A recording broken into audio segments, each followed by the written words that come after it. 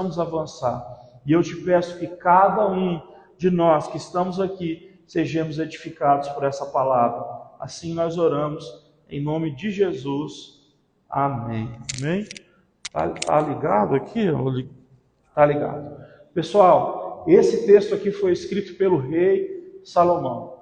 O rei Salomão, filho de Davi, ele foi fruto do casamento de Davi com a mulher que Davi mais amou. Davi teve várias mulheres, mas ele amou mais Betseba. Então, ele foi escolhido para ser o rei justamente porque Davi amava mais a sua mãe. Ele escreveu 3 livros na Bíblia. Cânticos, quando ele fala sobre o amor que ele tinha por uma mulher chamada Sulamita. Ele escreve Provérbios, onde ele vai falar sobre várias questões práticas do dia a dia. É um livro de sabedoria prática, de como viver a vida. E ele escreve Eclesiastes, que é um livro quando ele já vai falar que vale não a pena colocar o seu coração durante a sua trajetória. Esse livro de Eclesiastes, então, ele não é escrito só para um jovem, ou para uma pessoa de meia idade, ou para um senhor de idade. É um livro que foi escrito para todos nós, para que a gente possa aprender aonde o nosso coração deve ser colocado. E aqui a gente nota, então, muitas coisas que foram progressivas nas palavras dele, porque a gente sabe historicamente que ele escreveu o primeiro Eclesiastes, ele escreveu em segundo Provérbios, e ele escreveu em terceiro aqui, Eclesiastes, quando ele já estava velho, e ele mesmo vai falar da sua velhice. Então, houve mudanças na sua forma de pensar no decorrer da idade. Só que tem uma coisa, eu estou escrevendo um livro que ele se chama Sexo Sem Deus. E analisando a vida de Salomão, você vai perceber que o problema da vida dele foi o sexo. Porque o dia que Deus chegou para ele, antes dele se tornar rei, Deus disse assim: me pede o que você quiser, que eu vou te dar. E Salomão disse assim: Senhor, eu quero sabedoria. E Deus disse assim para ele: eu vou te dar riqueza e vou te dar também fama e poder, visto que você pediu sabedoria. E o que acontece? A vida de Salomão, ela é marcada por ele ter sido um homem que se casou com 700 mulheres de países diferentes, e ele ainda teve mais 300 concubinas, que no caso eram aquelas secretárias das princesas que ele tinha. A gente vê então que o principal problema da vida desse homem foi o sexo. Lá nesse meu livro eu vou argumentar isso, que o sexo ele é o problema mais perigoso que existe para derrubar um homem de Deus e uma mulher de Deus. Mais perigoso do que o dinheiro, mais perigoso do que o poder. Ainda que você diga, não, sei lá o que, para mim isso não vale, a verdade é que esse Deus, entre aspas, é um Deus muito poderoso. E você vai ver então que quando ele começa a trajetória dele, a trajetória de Salomão, ela começa assim, muito bem feita. Pessoas saem do mundo inteiro para ir até Salomão e ouvir a sabedoria dele. O texto que nós lemos diz que ele falou tantos provérbios, tantas palavras sábias, que não dava para escrever nem todos os livros que existiam no mundo. Então, ele de fato era um homem sábio, procurado pela sua sabedoria. As pessoas vinham até ele, ofereciam riqueza e tudo mais, só para ver ele falar, para sentar junto com ele e ele contar a sabedoria. E ele fazia isso. Só que o grande problema dele sempre foi essa questão das mulheres. E o que aconteceu? Olha, todo problema de idolatria sexual, o que é idolatria sexual? É a pessoa que é dominada pelo sexo.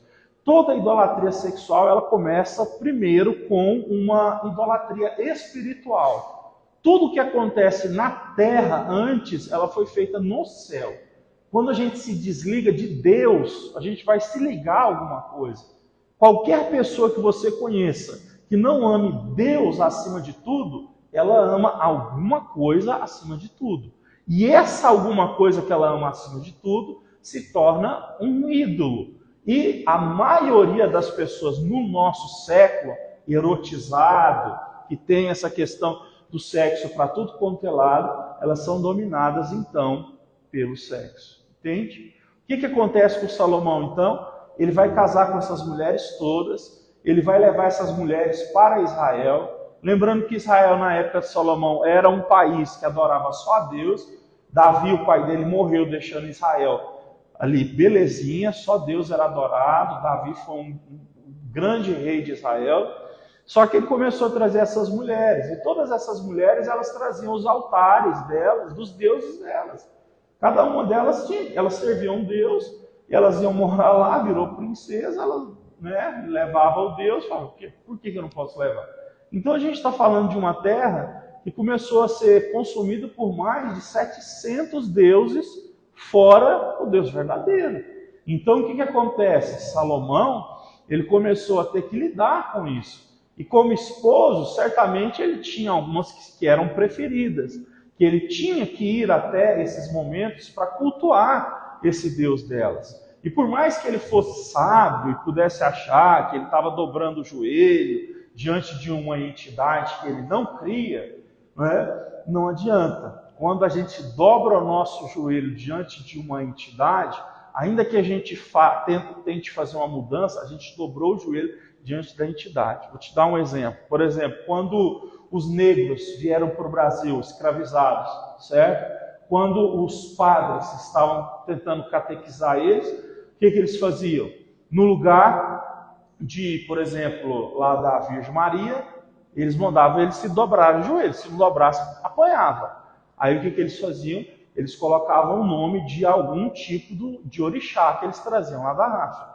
Então, por exemplo, a Virgem Maria se tornou Maria Padilha, no caso o povo chama da Pomba Gira, né? E isso foi sempre feito, né? São Francisco, né, que era meio negro, aí para os africanos foi chamado de Preto Velho. Então, quando eles dobravam o joelho diante de São Francisco, eles diziam, não é São Francisco, é Preto Velho. Mas esse tipo de jogada não adianta. É por isso que a Bíblia diz que nós não devemos, certo, brincar com coisas espirituais. Então uma pessoa ela não pode ser prepotente o suficiente para dizer o seguinte, uma cigana veio ler a minha mão e eu dei a minha mão para ela ler só para ela ver que não vê nada.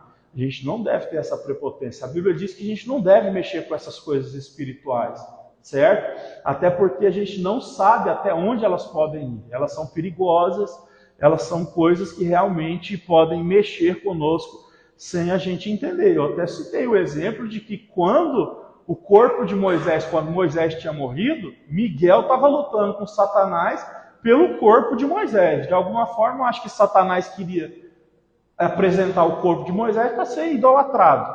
E aí o arcanjo Miguel lutou, e o arcanjo Miguel virou para Satanás e disse o quê? Que o Senhor te repreenda.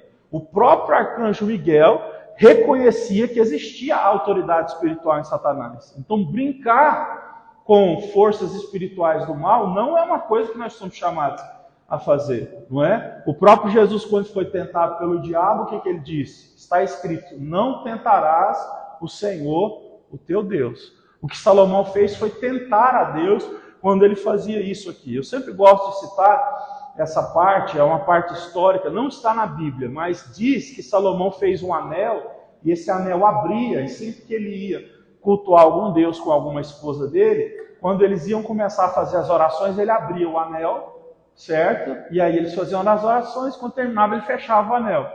E depois disso ele ia lá no sacerdote de Deus, do Deus verdadeiro, dava o anel e pedia para eles santificarem o anel através de orações e sacrifícios. E depois devolveu o anel para ele. Isso não existe, né? Ele tentou de alguma forma criar isso não existe. Então, Salomão ele foi um homem que pecou, caiu várias vezes pelo sexo. Há pessoas que acham até que ele morreu sem acreditar em Deus, visto que ele foi dominado assim praticamente a vida inteira dele pelo sexo. Então, assim, ele sempre foi um homem com muito dinheiro e muito poder no mundo antigo. Não é que ele tinha poder só em Israel, ele tinha poder entre as nações que existiam naquele mundo. Eu quero que você pense, as nações conhecidas no mundo antigo. Salomão, ele era o cara daquela época, certo? Flávio Josefo diz que naquela época, até as praças que existiam em Jerusalém, a capital, as coisas que tinham nelas eram de prata, certo? As cadeiras, eram de prata. E, sabe, então assim, o governo dele era considerado algo impecável. Então, essa questão de Salomão aí, ela sempre foi essa questão particular que ele teve que vencer. Bom, pois bem, acontece então que ele já está velho. E quando ele está velho, ele não vai dizer que ele aproveitou a vida demais e que agora estando velho, ele acha que fez tudo que tinha que fazer. Sabe, ele não está naquela onda daquele filme lá do Robert De Niro e dos outros lá, não é? Que sabem que vão morrer, que já estão velhos, e eles fazem uma lista lá com 12 coisas que eles gostariam de fazer e nunca fizeram, né? Pular de paraquedas, ir para Las Vegas, fazer umas loucuras. A onda de Salomão não é essa. A onda de Salomão ele já viveu isso tudo. A onda de Salomão é que ele já passou por isso tudo, teve a oportunidade de escolher isso tudo e teve a oportunidade de viver isso tudo sem Deus punir ele. Então, o que ele vai deixar para nós, assim, é um conselho muito raro e muito precioso. Por quê? Porque Eclesiastes diz que Salomão, ele foi um homem que ele tinha muitos pomares, ele gostava muito, certo, da natureza, ele gostava muito de árvores frutíferas. E quando a gente lê o texto aqui, o texto sagrado vai dizer que quando ele já está velho, ele olha pela janela e as coisas que ele vê já estão embaçadas. Porque a velhice faz isso, faz os nossos olhos perderem a força, faz os nossos olhos perderem, né, a visão. Eu vou falar aqui na Bíblia, numa outra versão, que é bom que já fica mais clara do que a versão que a gente leu, que é a versão NTLH. Olha o que ele diz então quando ele já está velho, viveu todos os prazeres, como eu estou te dizendo, teve mulheres. Ele mesmo vai dizer que ele gostava muito de música e ele chamava cantores de todos os lados do mundo para cantarem para ele. Ele era um homem que desfrutou também de todo tipo de roupa especial que se fazia naquela época, né? Eu já citei aqui uma vez, existiam certas roupas que para serem pintadas tinham que se buscar alguns tipos de molúsculo dentro do mar. E um molúsculo desse, quando você matava ele, dava simplesmente meia mão de tinta. E essa tinta era tão preciosa que esses animais eram achados só no fundo do mar. Então, para se pintar, por exemplo, uma capa ou uma roupa de dormir, alguma coisa nesse sentido, né, você precisava assim passar por um processo grandíssimo de pessoas que chegavam no fundo do mar para fazer uma roupa dessa. Era coisa dificílima, né? Arrumar um papiro para escrever, coisas dificílimas. E Salomão ele teve acesso a tudo do bom e do melhor sem ter que fazer nada, certo? Então, a questão de perfumes era uma coisa muito assim, ele mesmo vai dizer em Eclesiastes que é melhor a gente ter um nome bom do que perfumes caríssimos.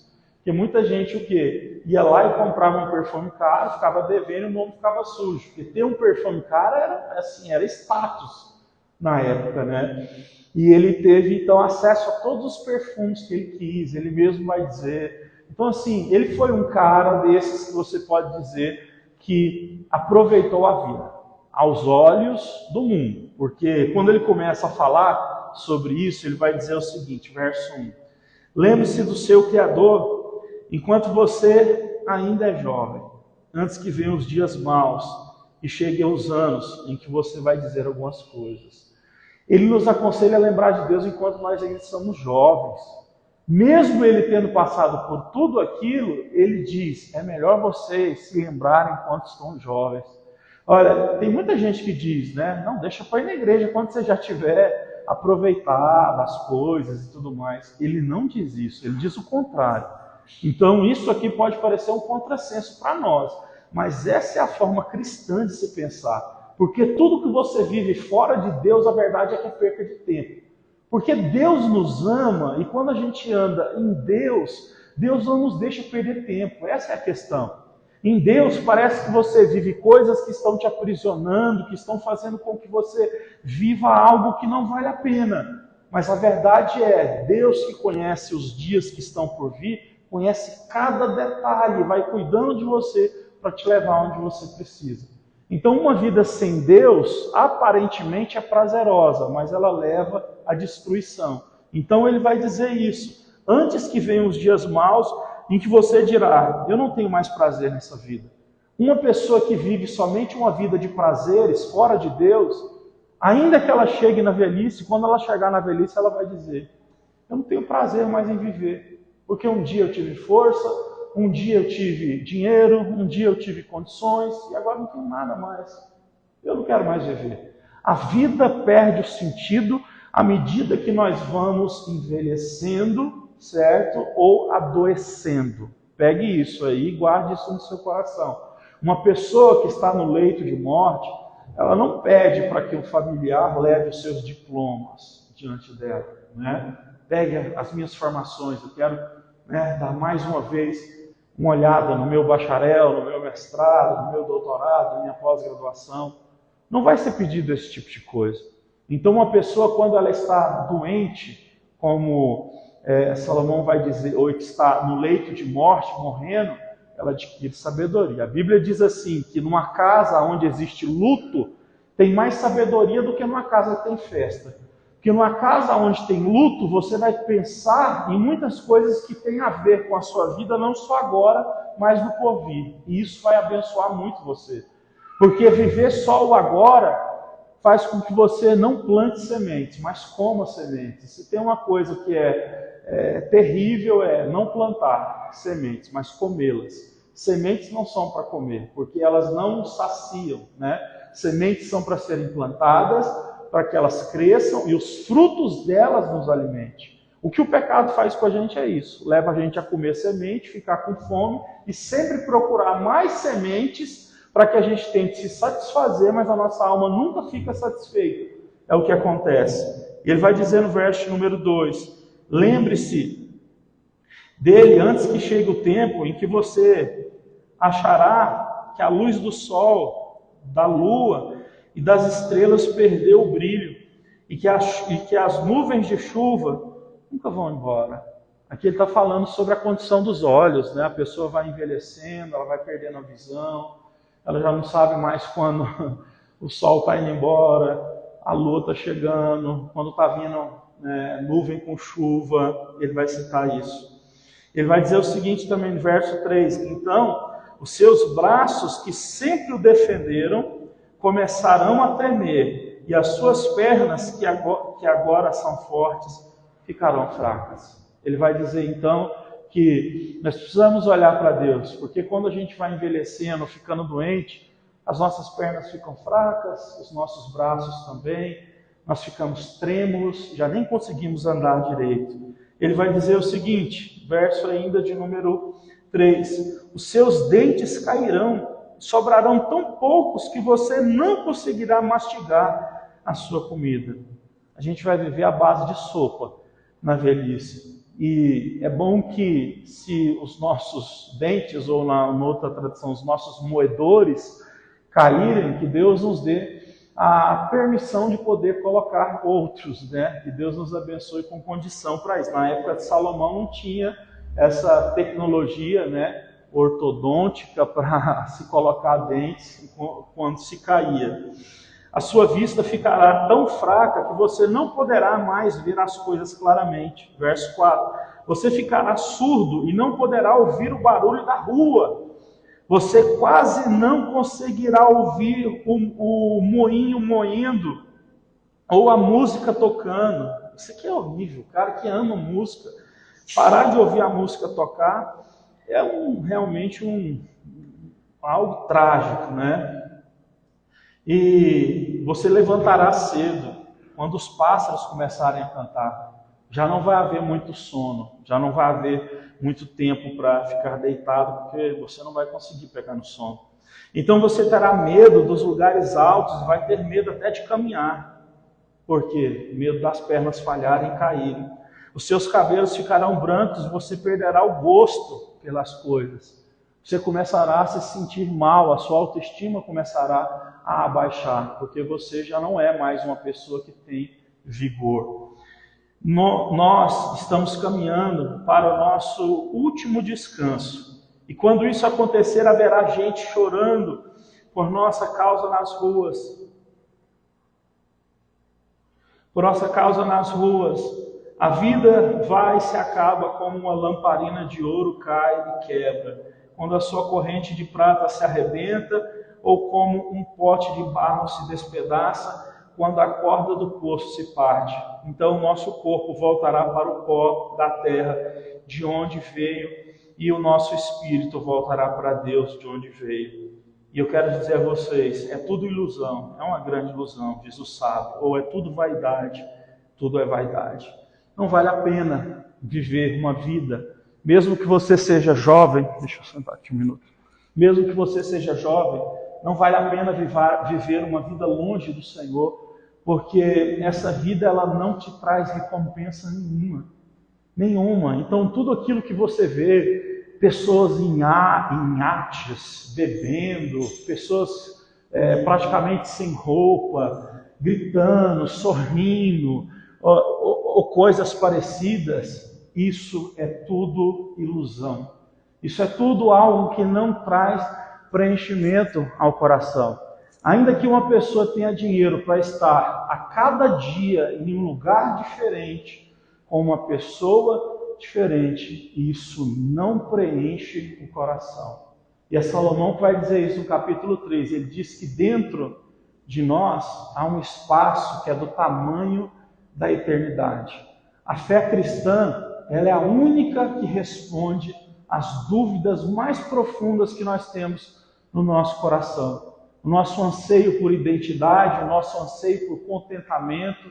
Contentamento é aquilo, é você chegar na sua casa e você, certo, não ter medo de ficar com a televisão desligada, de você poder estar ali no escuro, né? Só você e Deus, e você com seus pensamentos, e aquilo ali não ser uma tortura para você. Quando você entra nessa fase, você entra numa fase de contentamento, onde você realmente está preenchido por Deus. Isso não é uma fase que você nunca mais peca, mas é uma fase em que você prioriza aquilo que vai ser o que vai sustentar toda a sua vida. Deus, Ele é a rocha que nós devemos colocar toda a nossa vida. Então tudo que você quer criar nessa vida, seja uma família, seja um ministério, seja uma empresa, seja um casamento, tudo precisa estar fincado nessa rocha. Tudo precisa estar alicerçado nessa rocha. Tudo precisa estar colocado firmemente nessa rocha. Então, se você perguntasse para mim hoje, pastor, tem uma pessoa querendo fazer uma parceria comigo, né? Um contrato, uma parceria. Olha, se não é uma pessoa que coloca Cristo em primeiro lugar, não faça. A Bíblia diz que nós temos que tomar cuidado com o jugo desigual, certo? Se hoje fosse para você escolher alguma coisa em que Jesus não pudesse entrar junto com você, então não entre, porque isso só vai lhe causar o mal. É isso que Salomão está falando aqui. Gente, imagine, o que está diante de nós aqui hoje é um senhor, com mais ou menos 60 e poucos anos.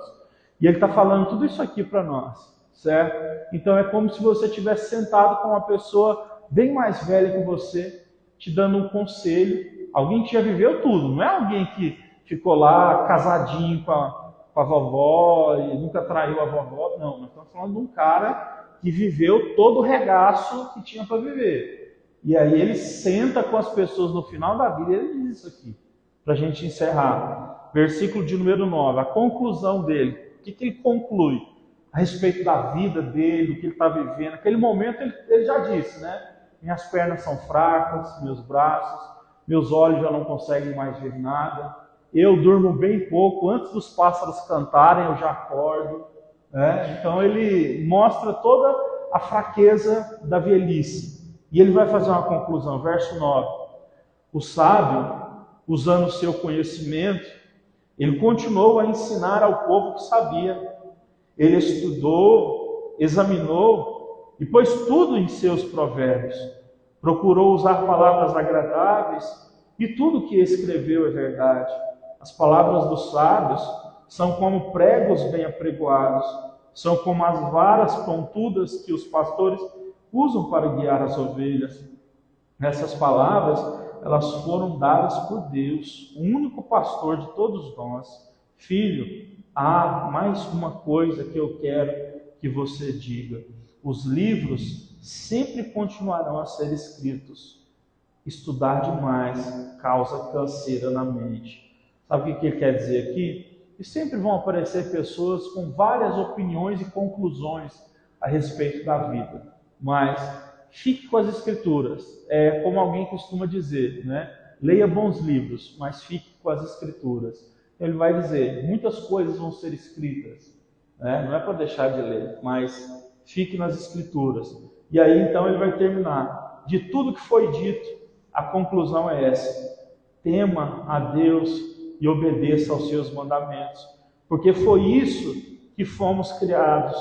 Nós teremos de prestar contas a Deus de tudo o que fizemos e até daquilo que fizemos em segredo, seja o bem ou seja o mal. Esse homem termina a vida dele então dizendo que o segredo da vida é temer a Deus. E a Bíblia diz que o temor à sabedoria se desvia da sabedoria quando ele pensa que pode trazer todos os prazeres ao seu corpo, e ele volta à sabedoria quando ele diz: temer a Deus, viver sem certos prazeres, a verdade é a maior inteligência que você pode ter.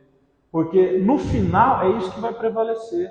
No final o que vai prevalecer é a sua obediência a Deus. Deus, Ele é bom, Ele é justo. Ele vai cuidar de você quando não tiver mais ninguém do seu lado. Ele vai dormir com você quando não tiver mais ninguém para dormir com você. Ele vai estar com você numa cama de hospital quando ninguém puder estar mais lá. Então, Deus é o que nós mais precisamos na nossa vida para que todas as coisas boas possam acontecer. Eu termino essa mensagem então dizendo isso. Olha, tema Deus, obedeça aos seus mandamentos. Se você fizer isso, você não vai se arrepender de nada, porque o próprio Deus, ele disse através de João: os mandamentos de Deus não são pesados demais.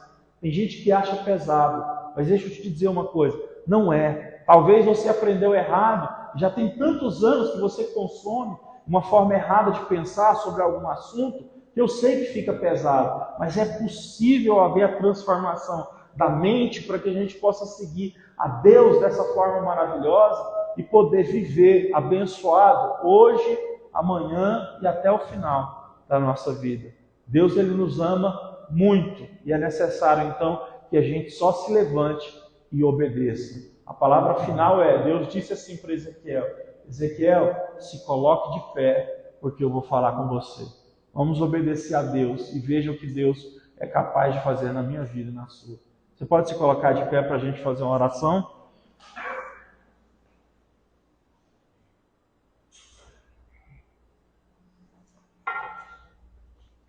Vamos fazer uma oração e vamos cantar um hino. Estamos dentro do horário. Deus é muito bom e Deus nos ajude a obedecer. Pessoal, a Bíblia diz que aquele que estiver pronto a ouvir e obedecer vai comer o melhor dessa terra. Jesus disse que aquele que vir após ele, tomando a sua cruz, negando-se a si mesmo, vai receber 100 vezes mais nessa terra e no porvir a vida eterna. Nós não estamos falando de teologia da prosperidade, nós estamos falando que obedecer traz resultado. A Bíblia diz que quem planta, colhe. Se plantar espiritualmente, colhe espiritualmente. A palavra de Deus diz que aqueles que obedecerem aos mandamentos do Senhor serão prósperos e abençoados. Deus nos ajude a obedecer, porque a obediência precede bênçãos. E Deus nos ajude a parar de usar desculpas, e nós paremos de olhar para o lado e dizer: Senhor, a culpa é disso ou daquilo. Nos ajude, ó Deus, a obedecer